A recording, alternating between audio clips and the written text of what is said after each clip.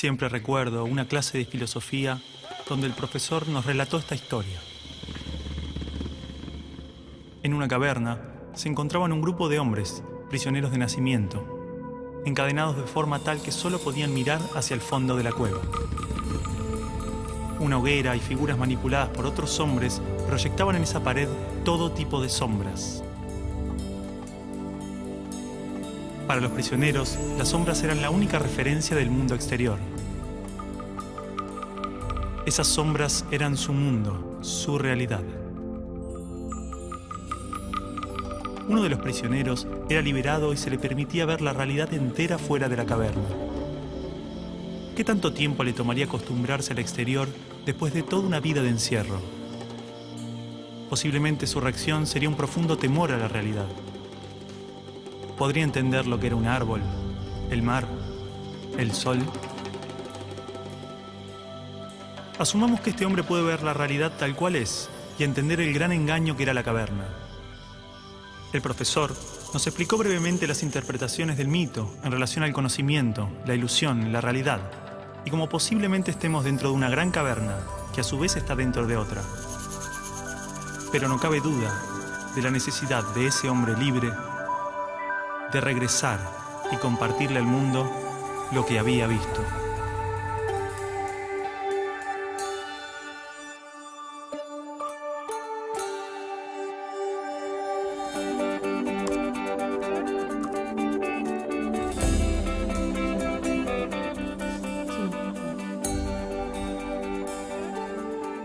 Bueno, y es así como en su 11ª tesis, él llega a la idea de que el filósofo no solo tiene que entender la realidad, sino que tiene que llegar a transformarla. ¿Sí? Medios de comunicación, miles de libros, todos los discursos políticos, organismos internacionales, expertos, filósofos, páginas de internet. Todos coinciden en la importancia de la educación. Se invierte en capacitaciones, mejoras edilicias e investigaciones. Se compran libros, netbooks, pizarras digitales. Se dictan cursos, suben salarios, bajan salarios. Se imitan modelos extranjeros. Todo para mejorar la educación. Esto no evita que haya tantas escuelas como realidades sociales. Escuelas marginales, para pobres, escuelas depósito.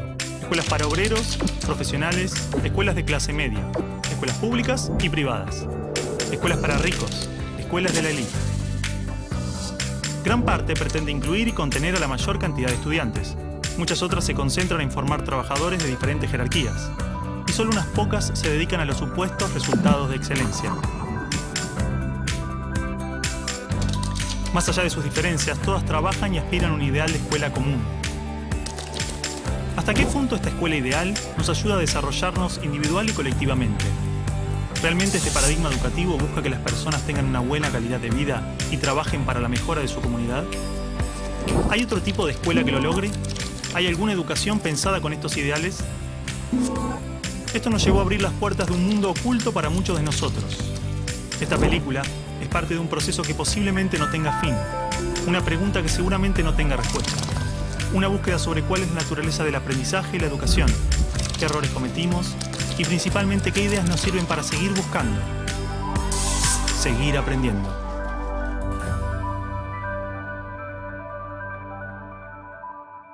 Bueno, supongo que lo que Alicia quiere, la directora quiere, es simplemente estar de acuerdo, consensuar, a ver qué es lo que se va a decir. Es un acto del colegio, el colegio tiene que saber qué es lo que se va a decir. Está los 11:30 igual. Javier, ¿en qué quedaron? Bueno, yo les propongo a los chicos, como ejercicio, que escribieran un texto, ¿no?, contándonos cuál era el balance de estos años en la escuela. Y eso es. Muy poco de lo que pasa en nuestra escuela es verdaderamente importante. Nos enseñan a estar lejos unos de otros y a competir. Padres y maestros no nos escuchan. Por todo eso decimos basta. La educación está prohibida.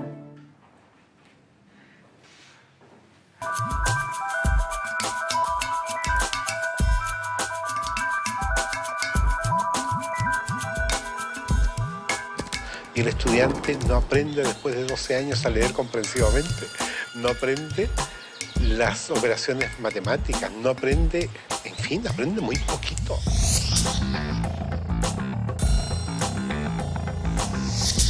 ¿Qué es lo que hace que el estudiante fracase en la escuela? Y el convencimiento va por la comprobación de que no es el estudiante el que fracasa, es el sistema el que está más planteado. Es que las reformas educacionales actuales en boga en muchas partes están mal enfocadas. Son un arreglo cosmético de lo que nosotros pensamos que debemos mejorar en la escuela. El problema está en el modo como concebimos paradigmáticamente a la escuela. Es un problema de concepción básica.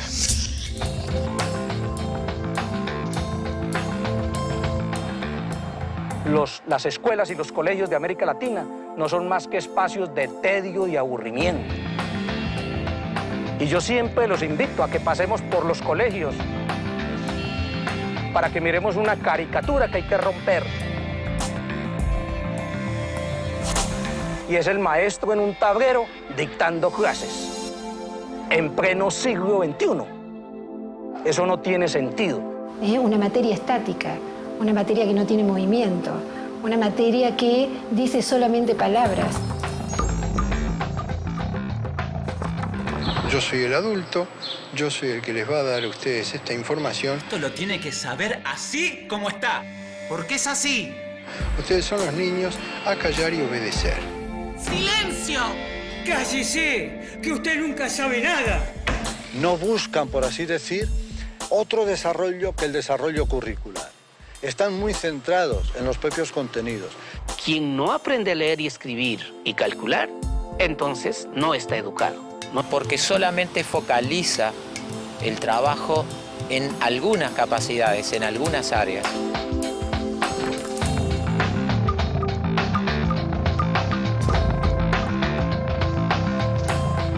El conocimiento actual está parcializado, porque la mirada es parcial. Nosotros decimos que en las escuelas convencionales el aprendizaje es preventivo. Señor, ¿para qué sirve esto? Y la maestra le dice, algún día lo podés necesitar. Pero estos conocimientos hemos visto de que no duran ni prevalecen durante mucho tiempo. Hoy en día los paradigmas están cambiando muy rápido. El conocimiento está cambiando permanentemente. Entonces, lo que ha pasado es que los sistemas educativos no han cambiado tan rápidamente como el resto de la sociedad. Ahí es donde está el problema de fondo. En las escuelas normales y en las facultades de educación nos dijeron que un objetivo es aquello que es medible, cuantificable y observable. Entonces empezamos a buscar la regla que nos permita medir los objetivos. Y eso se llamaron calificaciones, ya sea una A, una carita feliz, una carita triste. Pero la lógica siempre va a ser la misma. ¿Comparar qué? Comparar el sujeto, sus aprendizajes, frente a una escala estandarizada que mide qué, si cada sujeto es único, singular e irrepetible. Busca que un número defina incluso la calidad de persona que eres.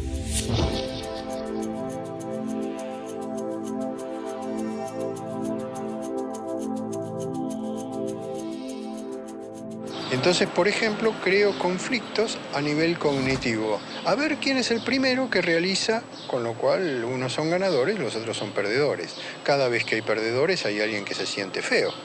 Era obvio. Se estimula mucho a los chicos a competir entre ellos. Los mejores alumnos tienen reconocimientos, tienen premios. Aquellos niños que no les van bien en los exámenes, se les llama la atención. 4. En muchos casos ni siquiera son tenidos en cuenta. Todo el mundo habla de paz, pero nadie educa para la paz. La gente educa para la competencia y la competencia es el principio de cualquier guerra. En teoría, todas las leyes de educación nos hablan de objetivos de desarrollo humano profundos, valores humanos, cooperación, comunidad, solidaridad, igualdad, libertad, paz, felicidad, y se llenan de palabras hermosas. La realidad es que la estructura básica del sistema promueve justamente los valores opuestos. La competencia, el individualismo, la discriminación, el condicionamiento, la violencia emocional, el materialismo. Cualquier idea que se promueve desde el discurso es incoherente con lo que la estructura sostiene. A ver, a pesar de que la escuela teoriza y discute sobre principios y valores, los discute como contenidos. Si yo vengo de un paradigma fragmentado, donde a mí lo que me interesa es enseñar historia, yo voy a ver cuánto de historia sabe este sujeto después de que yo le hablé de historia y le hice leer un libro de historia. Y para mí ese sujeto terminó. No tiene más nada que ver conmigo. Si ese sujeto sufre o no, viene de buena familia o no, tiene plata o no. Es decir, para el maestro tradicional, lo más fácil es seguir haciendo lo que ha hecho durante muchos años. ¿Usted quiere ser un mediocre toda su vida? O lo que ha aprendido por tradición. Usted ya no es más un nenito de segundo grado. Entonces, el enseñar se convierte simplemente en un proceso de reproducción simbólica. No quiero que huele una mosca. En la Argentina, la inmensa mayoría de los niños en este momento dicen, qué macana, hoy es lunes, tengo que ir otra vez a esa escuela. Pero ese no es el peor de los datos. La inmensa mayoría de los docentes en la Argentina dicen eso mismo. Yo creo que los maestros actuales son hijos de un sistema. No es que el maestro nazca o quiera ser profesor para ser bueno o malo. Es lo que el Estado le permite. ¡Basta! ¡Se quedan sin recreo! Ah, no. No me venga con que tiene problemas en su casa.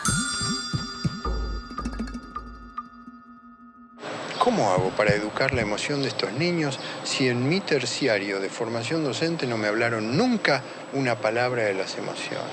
Si siguen hablando, los voy a separar, ¿eh?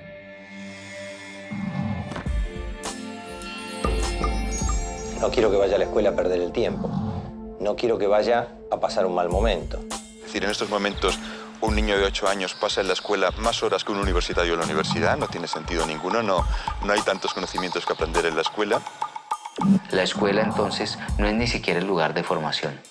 Es la gran guardería, o como lo llamo yo, un gran parqueadero de niños.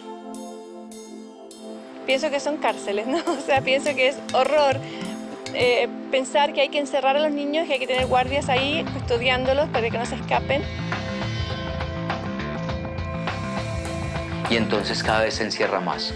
Cada vez le hacemos muros más altos. Los muros pueden ser de ladrillo o de árboles, pero igual son muros que aíslan, que separan.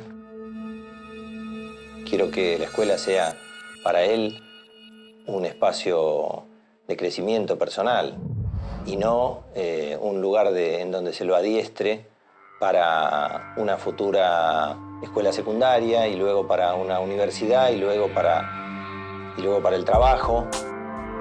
¿Y luego para qué? ¿No? Pero es mucho más fácil decir, ahora se callan, ahora abran el cuaderno, ahora agarren el lápiz rojo, lo cual es un adiestramiento canino. Eso no es educación.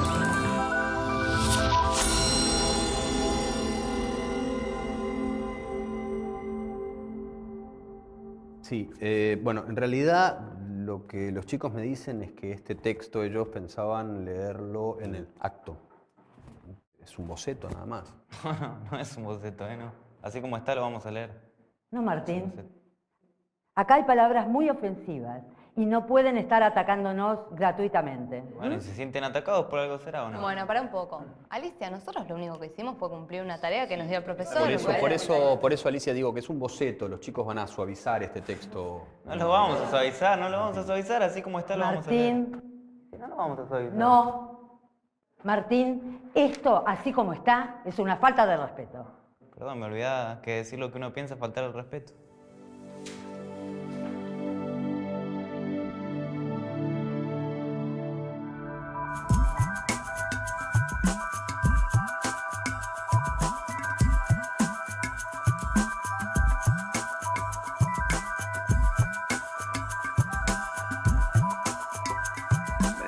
Esto casi no se sabe, pero la educación pública, gratuita y obligatoria fue inventada en algún momento de la historia. Antes no existía. La educación en la antigüedad distaba mucho de lo que hoy entendemos por educación. En Atenas clásica, por ejemplo, no había escuelas. Las primeras academias de Platón eran espacios de reflexión, conversación y experimentación libre. La instrucción obligatoria era cosa de esclavos. Por otro lado, la educación en Esparta era más parecida a una instrucción militar. el Estado se deshacía de quienes no alcanzaban los niveles esperados. Había clases obligatorias, fuertes castigos y modelamiento de la conducta a través del dolor y el sufrimiento. Antiguamente la educación estaba en manos de la Iglesia Católica, por lo menos en el mundo cristiano occidental. Y fue recién en el siglo XVIII, en una época de la historia que se llama despotismo ilustrado, seguramente lo escucharon en el colegio, en donde se creó el concepto de educación pública, gratuita y obligatoria. La escuela como la conocemos nace a fines del siglo XVIII y principios del siglo XIX en Prusia. Con el fin de evitar las revoluciones que sucedían en Francia, los monarcas incluyeron algunos principios de la Ilustración para satisfacer al pueblo, pero manteniendo el régimen absolutista. La escuela prusiana se basaba en una fuerte división de clases y castas. Su estructura, heredera del modelo espartano, fomentaba la disciplina, la obediencia y el régimen autoritario. ¿Qué buscaban estos déspotas ilustrados? Un pueblo dócil, obediente, y que se pudiera preparar para las guerras que hubieron en esa época entre todas las naciones que estaban naciendo. Por ejemplo, Catalina la Grande de Rusia llamó a los enciclopedistas franceses a preparar esto mismo. Diderot, uno de los más famosos, estuvo allí para armar este paquete, ¿sí?, formador, no de ciudadanos, sino que de obedientes súbditos de estos estados. Las noticias del exitoso modelo educativo viajaron rápido, y en pocos años, educadores de América y Europa visitaban Prusia para capacitarse.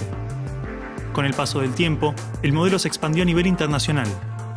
Muchos países importaron la escuela moderna con el discurso del acceso a la educación para todos, elevando la bandera de la igualdad, cuando justamente la esencia misma del sistema provenía del despotismo, buscando perpetuar los modelos elitistas y la división de clases.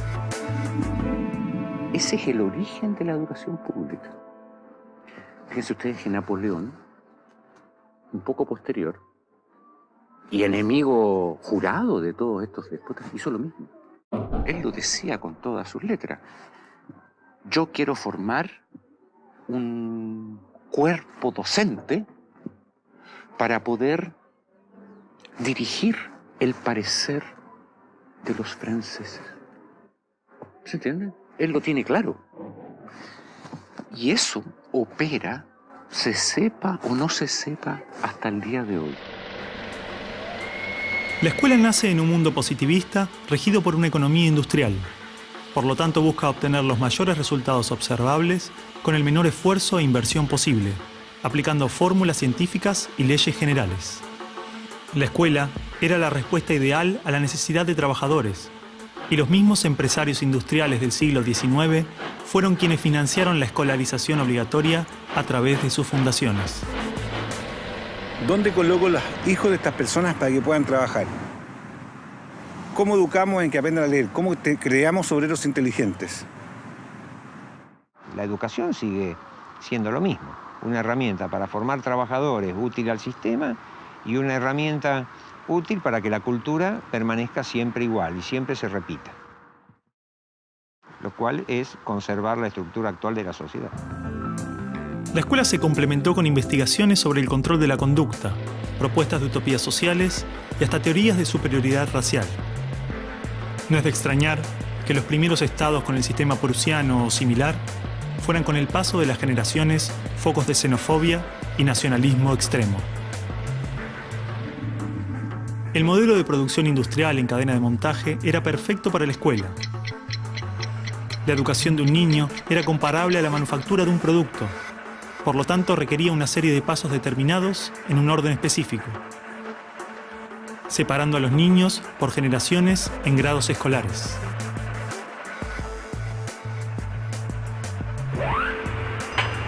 Y en cada una de estas etapas trabajaría sobre determinados elementos, contenidos que asegurarían el éxito, pensados minuciosamente por un experto. Digamos que el maestro es la figura que es la encargada de enseñar una serie de contenidos que tocan, porque alguien ha determinado así, en una edad determinada. Pero la educación no la preparan los biólogos. Y curiosamente muchas veces tampoco son educadores los que la preparan. son administrativos. Son gente que no hace clases. En esta cadena, una persona estaría a cargo de una pequeña parte del proceso, insuficiente como para conocer el mecanismo en su totalidad, ni a las personas en profundidad. Un docente por año, por materia, cada 30 o 40 alumnos, llegando al punto de que el proceso termine siendo meramente mecánico. Y la educación, como la estamos viendo hoy, es administrativa. Hay alumnos que llegan, profesores que hacen clase, alumnos que se van, profesores que se van y al día siguiente se repite el ciclo. Un profesor estatal es un funcionario en que la autoridad le dice: usted tiene que enseñar esto, esto, esto y de esta forma. Porque hay que repetírselo a demasiados niños con un profesor de demasiadas horas de clase y con pocas horas de atención de alumnos en forma privada. Entonces va a dirigir siempre a un grupo colectivo. Porque evidentemente si tengo 30 niños, no puedo pretender que todos los 30 niños quieran hacer lo mismo al mismo tiempo. Este sistema de cadena de montaje, que nace con el taylorismo, fue aplicado tanto en la industria, la escuela y el ejército de diferentes países y culturas de Occidente. Hasta hace pocas décadas la escuela tenía estas cosas de cuartel y de asilo. Incluso el recreo termina con un timbre anónimo, no humano, que indica a los niños que deben adiestrarse poco a poco para pararse en una determinada baldosa detrás de determinada cabeza para formar una fila, generalmente de menor a mayor. Durante los últimos siglos, hemos construido nuestras escuelas a imagen y semejanza de las prisiones y las fábricas, priorizando el cumplimiento de las reglas, el control social. La escuela se pensó como una fábrica de ciudadanos obedientes, consumistas y eficaces, donde poco a poco las personas se convierten en números, calificaciones y estadísticas. Las exigencias y presiones del sistema terminan deshumanizándonos a todos, porque van más allá de los maestros, directivos o inspectores escolares. Están considerados grupos homogéneos, con contenidos homogéneos que tienen que obtener resultados parejos. Que todos tenemos que saber lo mismo. A pesar de que los adultos no sabemos todo lo mismo, a pesar de que no nos dedicamos todo a lo mismo, en las escuelas todos tienen que querer hacer lo mismo y hacerlo igualmente bien. Entonces la escuela tiene poca capacidad de responder a las necesidades individuales, porque la escuela instruye. Es un centro de instrucción y es lo que hace. El que no aprende, se queda. Esa es la realidad. Esto de alguna manera ya implica que el sistema educativo es un sistema de exclusión social. Selecciona el tipo de personas que estarán llegando a la universidad para llegar a formar parte de una serie de élite que domina pues, las empresas que dominan los sistemas de producción, económico, de comunicación, etc. Y otro tipo de personas para las cuales la escuela no es suficientemente adecuada, que están destinadas a otro tipo de trabajo más precario porque no dispondrán de los títulos para hacer esto. El sistema y los estados no les preocupa eso. No, honestamente, no les preocupa el ser humano como persona, como individuo. Y en esos términos, toda educación que busque otra cosa tiene que ser prohibida. La realidad es que la esencia de la escuela prusiana está inmersa en la estructura misma de nuestra escuela. Los test estandarizados, la división de edades, las clases obligatorias, las currículas desvinculadas de la realidad, el sistema de calificaciones, las presiones sobre los maestros y niños, el sistema de premios y castigos, los horarios estrictos, el encierro y la separación de la comunidad, la estructura verticalista. Todo esto sigue siendo parte de las escuelas del siglo XXI. La escuela está cerrada al mundo exterior. Te explicaba el título de mi libro, del mapa escolar al territorio educativo, para indicar esa fábula del cartógrafo que cuenta Borges, que empieza a ser un mapa de un territorio determinado y se entusiasma de hacerlo lo más perfecto posible. El mapa termina reemplazando el territorio. Entonces hoy día la escuela se enclaustró, se metió dentro del mapa. ¿Qué es lo que enseña? Verdades que están en el mapa, no en el territorio. Escuela no es sinónimo de educación. La escuela podrá ser un viejo mapa a la sabiduría, pero la educación es el territorio donde todo el aprendizaje sucede.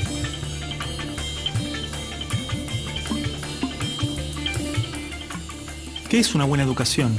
¿Lograr que la mayor cantidad de niños atraviesen los estándares de calidad? ¿Que obtengan herramientas y conocimientos que no les interesan para superar barreras que otros les imponen?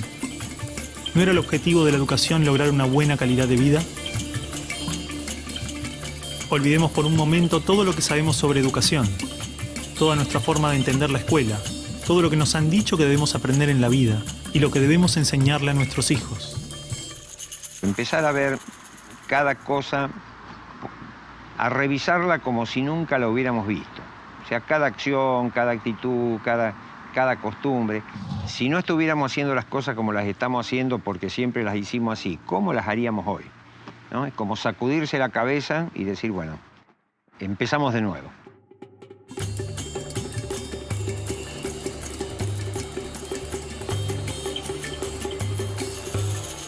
Empecemos de nuevo. A ver, chicos.